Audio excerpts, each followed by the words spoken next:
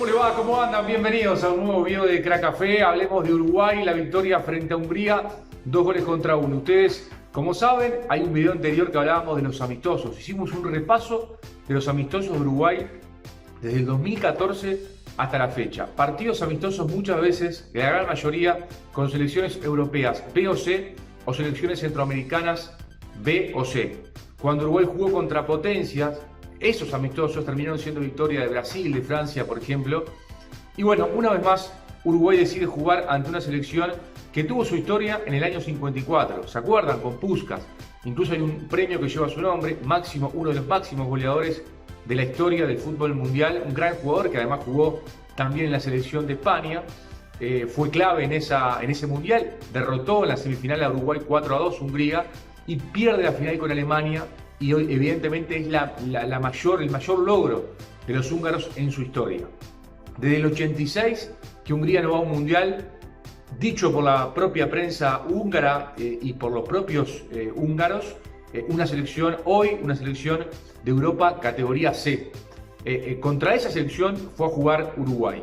Y cuando comenzó el partido, evidentemente el planteo del técnico de la selección fue un planteo más ofensivo, como pasa habitualmente contra estos rivales débiles. Después en las competencias o con los rivales potentes, como puede ser por ejemplo Argentina, el próximo día lunes, ahí Uruguay generalmente termina jugando con un juego defensivo, que fue lo que hizo en el segundo tiempo frente a la selección de Hungría increíblemente. Pero bueno, arrancó para comerse a los húngaros. Parecía que iba a ser un trámite, como debe ser. A ver, Brian Rodríguez en su máximo esplendor, seguramente le quede poco en el fútbol norteamericano.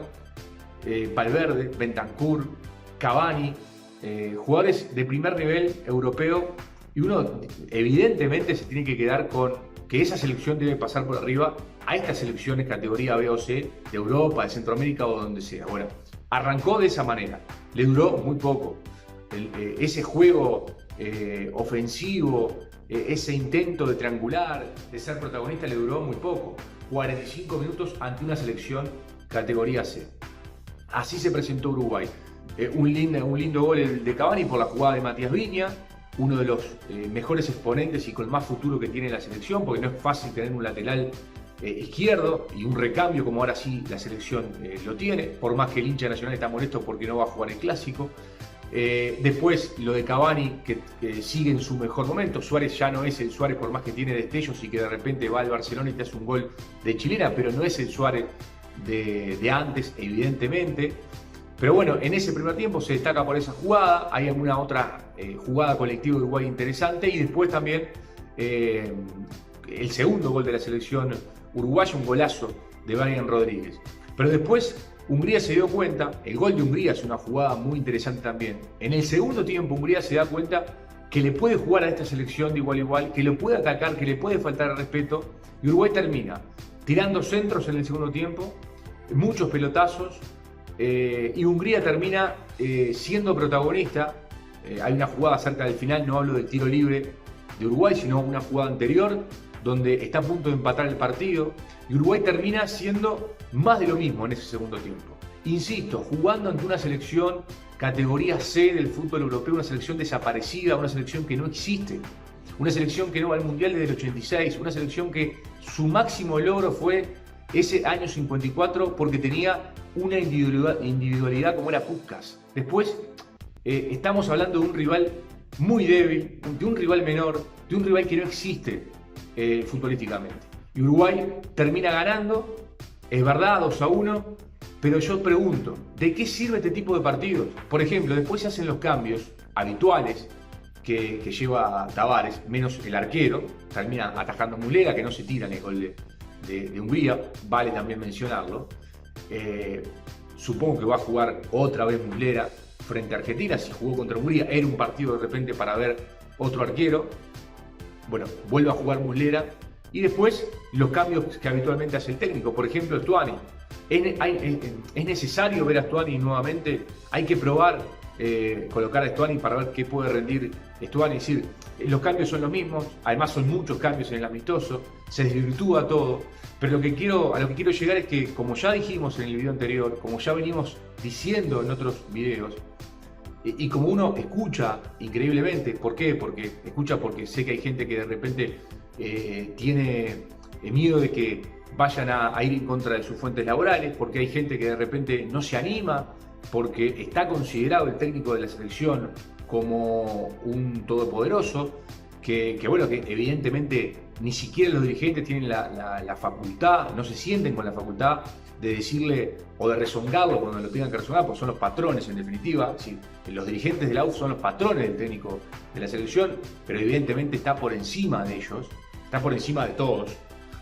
Pero como decimos siempre, como nosotros no tenemos ningún patrón que nos diga lo que tenemos que decir, manifestamos lo que ve la gran mayoría. Y lo que ve la gran mayoría es que Uruguay juega ante una selección débil, una selección de Europea C, y que termina haciendo lo mismo. En el segundo tiempo Uruguay termina haciendo lo mismo. Y a ver, ¿qué puede pasar de acá al más? ¿Qué puede pasar con Argentina? Argentina ha evolucionado. Argentina le gana a Brasil. Argentina no es la misma selección de los últimos tiempos.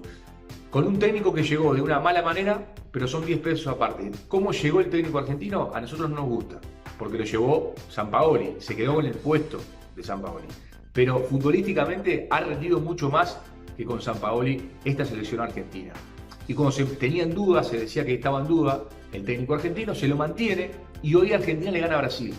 Y bueno, acá se va a ver la que duele, acá se va a ver el Uruguay verdadero. Si es que con una potencia está capacitado para ganar, jugando colectivamente y no dependiendo o de un Cavani o de un Brian Rodríguez, o que aparezca de repente Suárez, que insisto, ya no es el mismo. Porque además otra cosa, cuando una selección de categoría C de Europa lo atacó a Uruguay, le generó dificultades serias.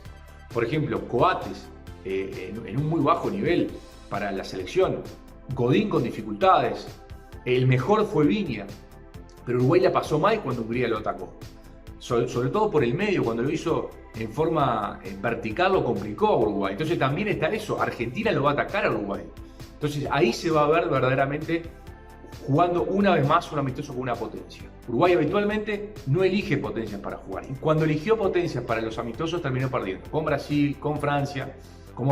Y es cuestión de ver el video anterior, como repasábamos, los amistosos que Uruguay jugaba eran con selecciones de Europa B o C y con selecciones centroamericanas. Podemos repasar de nuevo Austria, Eslovenia, Irlanda del Norte, ahora Hungría, en su momento Panamá, Jamaica, bueno, Costa Rica nos ganó, Estados Unidos. Es decir, Uruguay no jugaba con potencias mundiales y evidentemente esta selección de Uruguay, como ya dijimos, con Brian, Bentancur, Valverde, Torreira, Vecino, Cavani, Godín, esta selección debe medirse de igual a igual con selecciones europeas A, con selecciones poderosas como Brasil, como Argentina.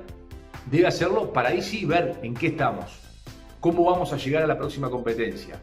No sirve absolutamente para nada jugar este tipo de amistosos, pocas conclusiones, muy pocas conclusiones, lo de Viña, reafirmar a algunos jugadores como Valverde, pero después poco más. Y sí ver en el segundo tiempo lo que vimos, que fue el Uruguay que habitualmente la gente ve y que la gente no le gusta y que la gente como no le gusta lo comenta. Como siempre pueden debatir de fútbol, nos pueden dejar su like y se pueden suscribir a nuestro canal. Habrá más Crack Café para compartir.